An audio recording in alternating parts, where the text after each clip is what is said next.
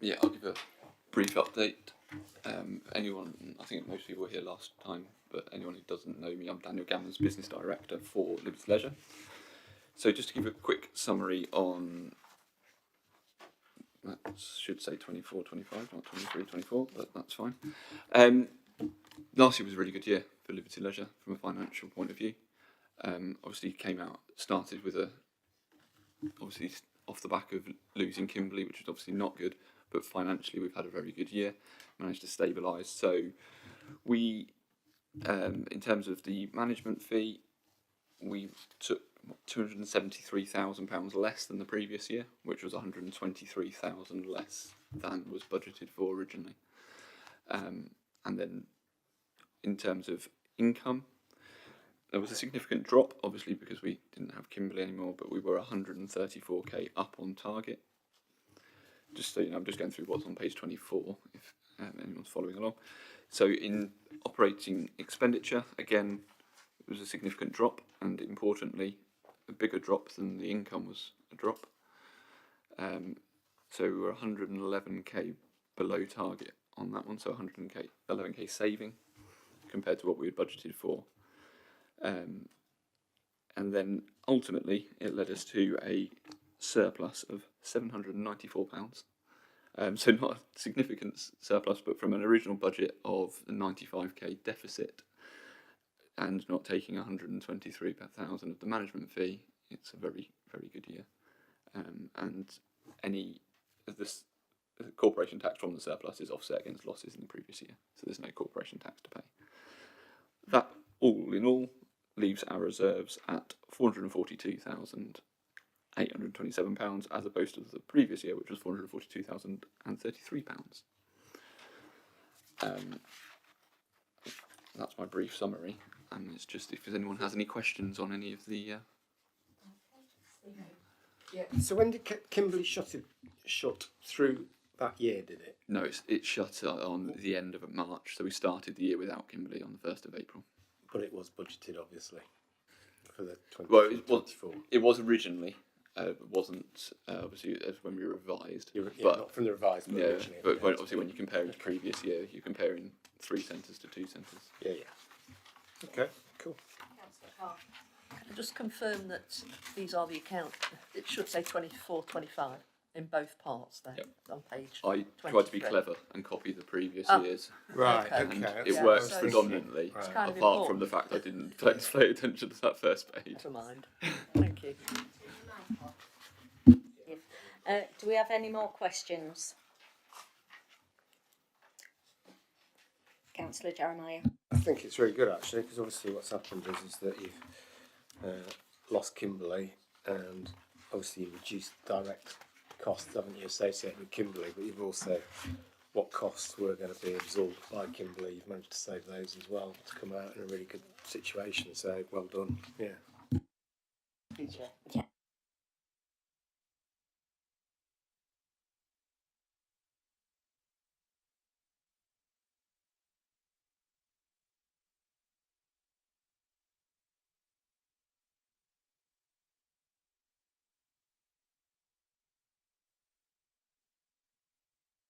From Kimberley to Bramford as well. There's more on swimming lessons.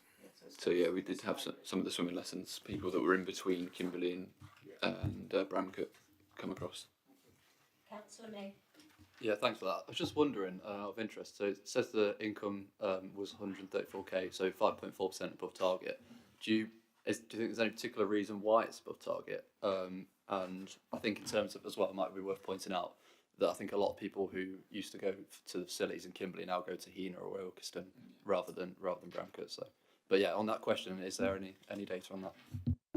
I think part of it was the people coming over from Kimberley because we didn't budget for anyone coming over from Kimberley. I think there was approximately about £5,000 a month, so up to about 60,000 of income coming from people that had a membership number that was associated with Kimberley.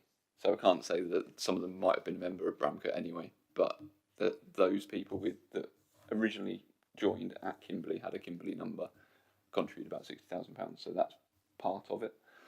Other than that, I think it was overperformance from what we expected in memberships and swimming lessons. I appreciate you might not have the data for this, but do you know sort of how many of these memberships did actually move across to Bramcote from Kimberley as a sort of round figure? If you don't have the data on you, there's no problem. Not really, because it's difficult to work out. Someone who was local to Kimberley, they might have already used both. They might have. It's difficult to work out, which is why I broadly looked at it on the membership numbers. So the way that our system works, that anyone with a membership number of 1 from Bramcote, or no, 2 from Bramcote, 3 from Chilwell, 4 from Kimberley, and so it's any that started with a 4 contributed about £5,000 a month from April 24. So after Kimberley. Any more questions? No? Okay, lovely. So we'll move back to item 4. Liberty Leisure Business Plan Performance Report, Q1 25-26. Are you introducing this item? I can.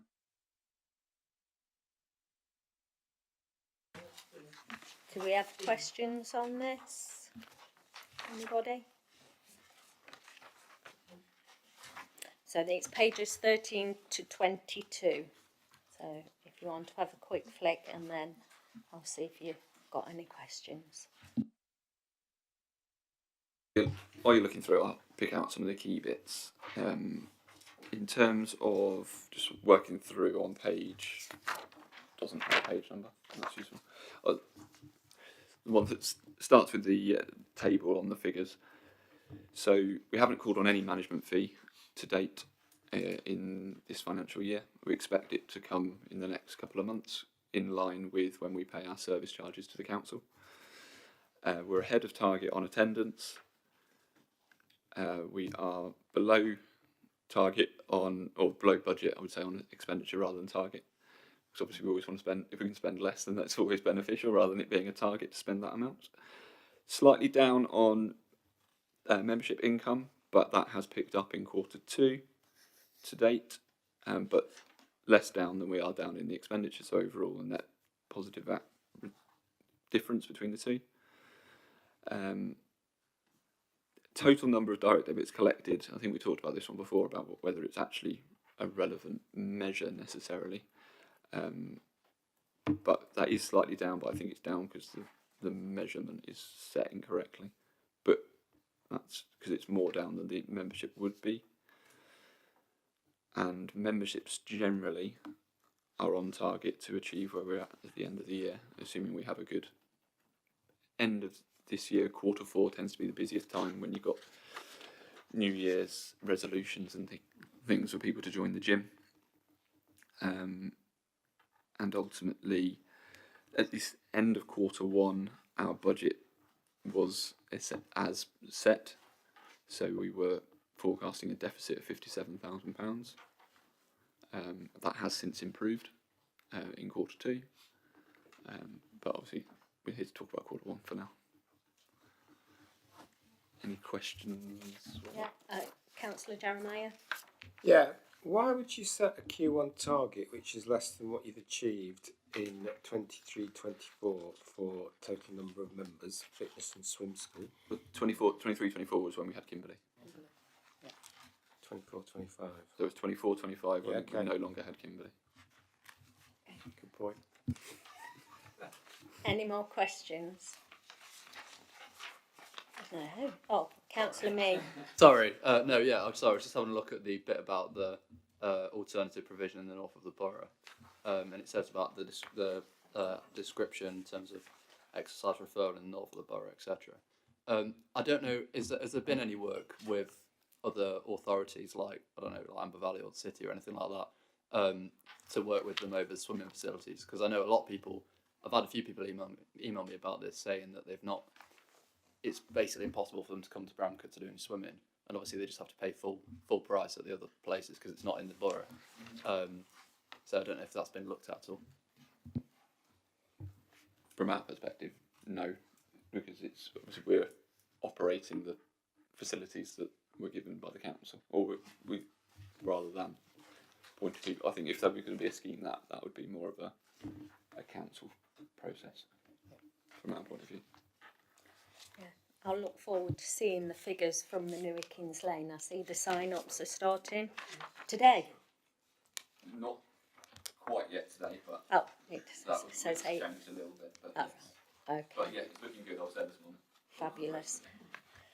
Councillor Jeremiah. Can I just make a point coming back on Will's point, which is my understanding is that looking at Kimberley is currently on hold, awaiting the outcome of local government reorganisation, due to the fact that in terms of long-term investment and borrowing, it would be tricky if we're in LGR I think process. to be upfront, we've got a real challenge to secure funding for Bramgate. It's significant. Yeah, I've been very upfront with members, and we're up to the stage now. We've got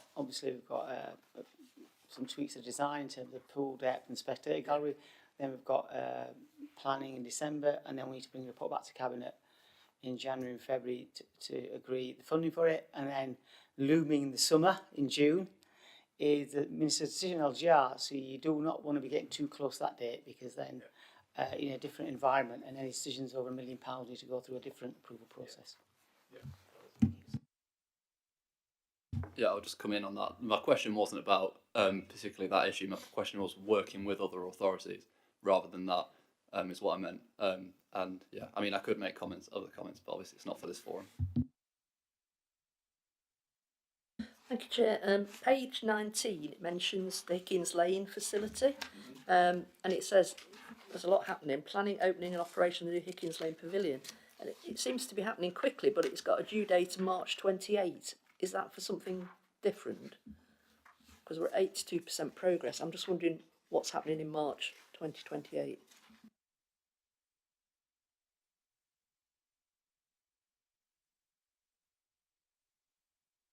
It was put as March 28 because that's the end of this business plan cycle. So it was, because it's an ongoing thing. It's not so much. It's yeah. So we will be open next month. So Stephen Gerald Academy has already started while we're on site. So it is progressing. We had an activity, an arts and crafts thing for home education in this morning. So there's bits and pieces. There's a bit of a soft launch, but properly open from next month. And obviously, to your point, if you want to arrange a time to come and have a look round, then let me know. Yeah, lovely. I think part of the Townsdale board, we're gonna. Okay, come and have a if it's look. already arranged, doesn't it? That's fine. Yeah. Yeah. Yeah, and we saw some pictures. It was that good. Yeah. Great. I mean, my understanding is that at the moment you've got the nursery being fitted out, the cafe being fitted out, and we're literally a couple of weeks away from really being there almost. Yeah, I mean, the official launch was going to be the 20th of October. Sadly, Stephen Gerrard is in Singapore on a charity football match, so we need to get his agent to find a more appropriate date so we can get the superstar in the right place at the right time. Yeah, no, it's all looking really good. Yeah. I was just going to say the cafe, the kitchen's being installed currently, so that is progressing. The only thing that'll be slightly later is the early years, and that would probably be November, I think, by the time they open. But still in progress to get going. But no, they've progressed with their designs, and because it's being built elsewhere because it's all pack away. Yeah. So they've worked well with us on the scope that we've talked about in terms of it being pack away, so that other people can use the facilities in the evenings and weekends. So things like the Scouts and a few other groups looking to particularly use it in the evenings. Yeah, there seems to be a buzz around Stapleford around it, so that's good and positive, apart from Saturday, but we won't go there. Item 6, Liberty Leisure Quarter 1 Performance Report on pages 47 to 54.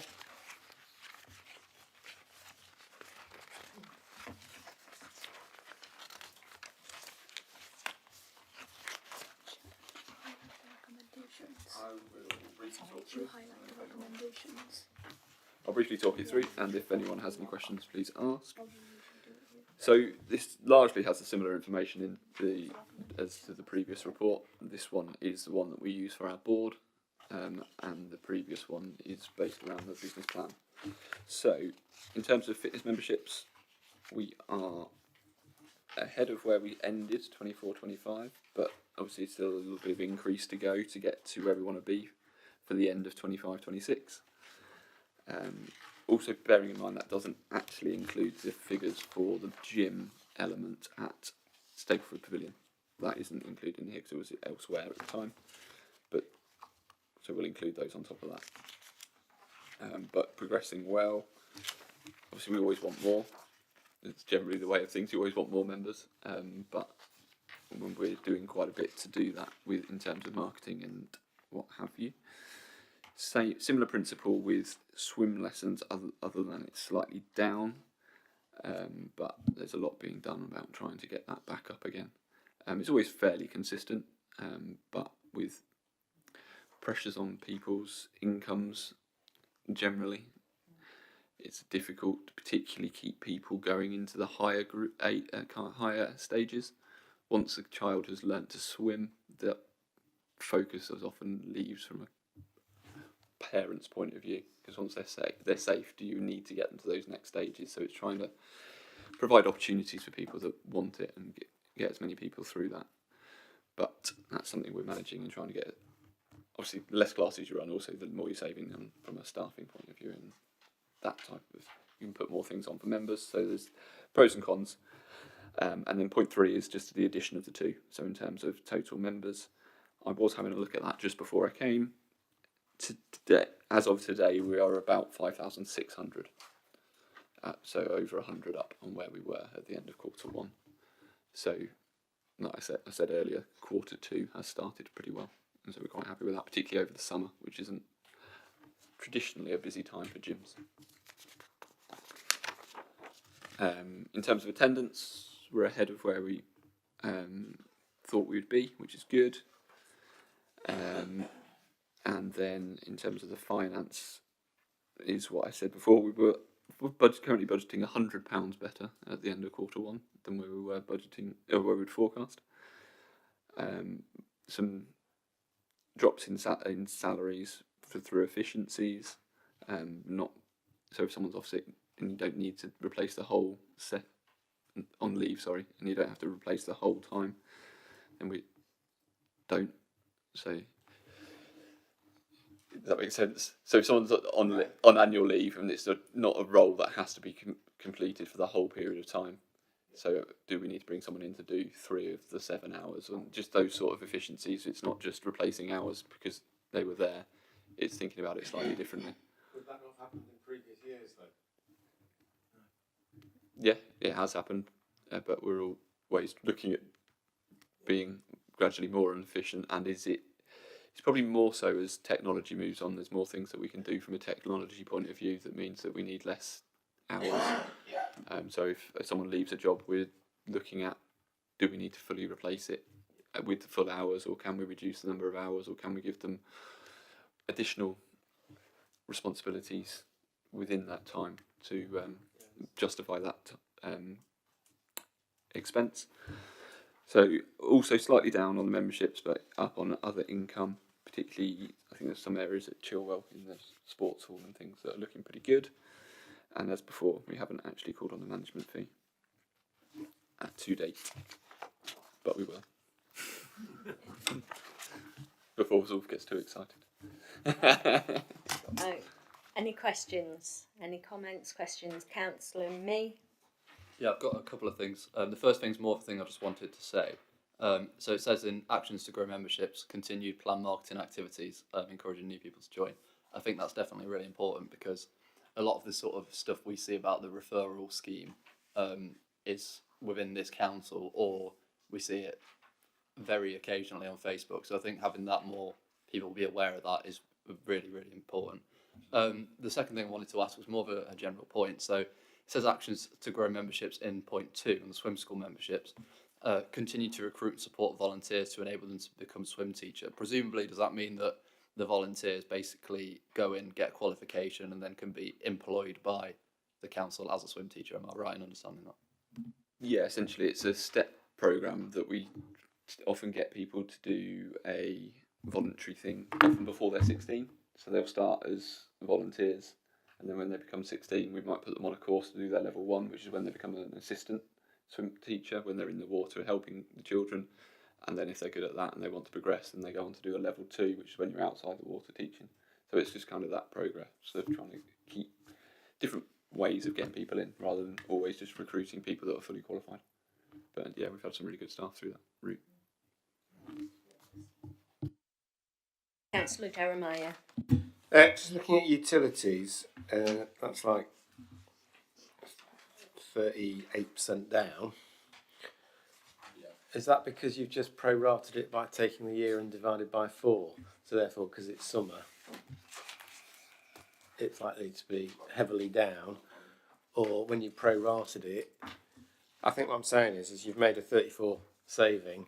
Is that 34 going to be carried on next quarter and the quarter after? Or is that 34 saving going to be consumed by an overspend in the winter months? So right. So the pro rata is it's because we're summer. So that's why the full year budget is much closer to the. So if you look at the forecast budget, that's what we're forecasting for the end of year. That column, as opposed to then the original budget. Yeah, but 377 divided by 4 is 95, isn't it? Yeah. So the pro rata budget is the 372 divided by 4. But the 377 is our forecast figure. I understand, Yeah. So that saving will be consumed Yeah. in the winter months. Unfortunately. So it ain't going to carry forward. No. Yeah, okay, I understand. Thank you, Chair. Page 49, you mentioned to grow in the exercise referral through general practices. Excuse my ignorance, but do we get paid for that? Because I know the person that gets referred doesn't have to pay to join the gym, do they? Yes, they do pay. Oh, they do. Yeah. So they pay a reduced rate, but they do pay. So yeah. So we take about £100,000 a year on the exercise referral scheme. So yeah, it's worth doing, and also it helps people from a health point of view get started. So yeah, no, it's a really, really beneficial scheme for everyone. It'd be useful to know how many of them carry on after because it only lasts for 6 months, doesn't it? Not ours, no. So if someone joins on the Oh. exercise referral scheme, they stay on the exercise referral scheme until they leave. Didn't know that. But if they leave, they can't come back on that rate.